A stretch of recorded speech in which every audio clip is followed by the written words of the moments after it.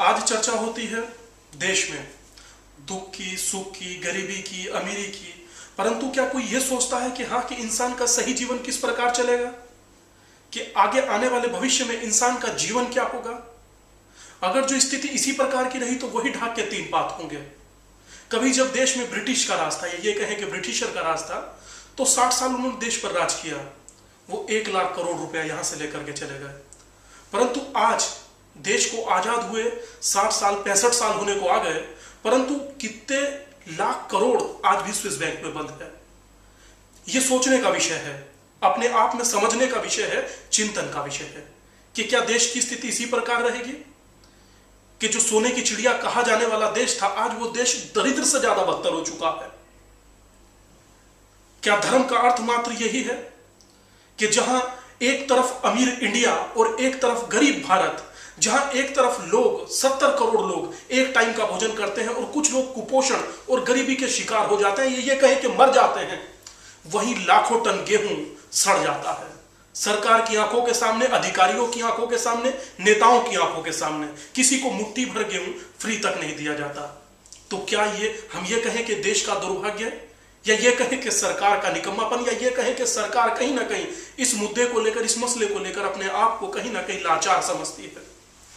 अब ये सोचना हमें है, क्योंकि धर्म का अर्थ ये नहीं होता कि मात्र हम पूजा करें, पाठ करें, जप करें, तप करें। धर्म इससे हटकर भी कुछ है कि सभी को समान अधिकार मिले। हिंदुस्तान है, हिंदुस्तान में हर हिंदुस्तानी अधिकार से जी सके और अपने अधिकारों का हनन होते कम से कम हिंदुस्तान में ना देखे। जीवन के बहुत से अहम पल, या ये कहें कि जीवन में बहुत से अहम पल अन्य देशों में भी हमने बिताए। वहां के नागरिकों को, या ये कहें कि वहां के रहनुमाओं को, या वहां के रहने वालों को उनके अधिकार मिलते हैं, परंतु हिंदुस्तान में ही ऐसा क्यों? आज पूरा देश कहीं ना कहीं असंतुलित है। पूरा देश कहीं ना कहीं असंतुलन के दौर से गुजर रहा है। अगर जो एक ड्राइवर असंतुलित हो जाता है तो कार कहीं जाकर टकरा जाती है। नेता अगर जो असंतुलित हो जाता है तो हमको लगता है कि पार्टी पर कहीं ना कहीं नुकसान उठाना पड़ता है, या सत्ता को नुकसान उठाना पड़ता है। अभिनेता अगर जो कहीं असंतुलित हो जाता है तो पिक्चर पिट जाती है।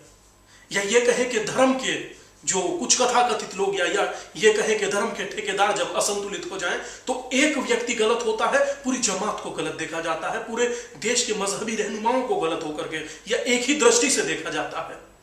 तो ये क्या शायद देश का दुर्भाग्य नहीं? अब हमको लगता है कि अब हमको सोचना होगा। साधना, जप, तप, कहा यह जाता है कि जब किसी देश की संस्कृति को, या ये कहें कि देश को समाप्त करना हो तो उसकी संस्कृति को समाप्त कर दो, उनके संस्कारों को समाप्त कर दो, देश स्वतः ही समाप्त हो जाएगा। किसी आध्यात्मिक व्यक्ति का ही इन छोटे छोटे बातों पर, या ये कहें कि बेतुकी बातों का बयान देना, या बेतुके बयान देना कि बोले कि जो अमरनाथ में शिवलिंग है वो पानी टपक रहा है, उसमें कुछ ऐसी बात नहीं है। अरे भाई, तुमको इससे क्या मतलब? जो हजारों लाखों करोड़ों व्यक्ति की आस्था का केंद्र है, तुम उस आस्था पर चोट पहुंचा रहे हो, तो तुम आध्यात्मिक तो नहीं हो सकते। अगर जो आध्यात्मिक हो तो आध्यात्म को समझना सीखिए। और एक बात कहना चाहते हैं अपने देश के जनता से, अवाम से, जमहूरियत से, या जितने भी भक्त हैं जो आस्था रखते हैं धर्म में, कि धर्म किया कभी नहीं जाता, मित्र धर्म जिया जाता है।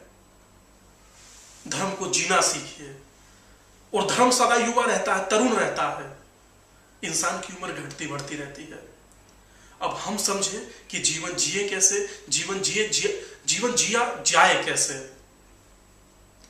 वरना स्थिति वही होगी कि सोचा नहीं था हमने कि ऐसे भी दिन आएंगे कि लोग करेंगे कत्ल हमारा और हम कातिल कहलाएंगे। मतलब कत्ल भी हमारा और कातिल भी हम।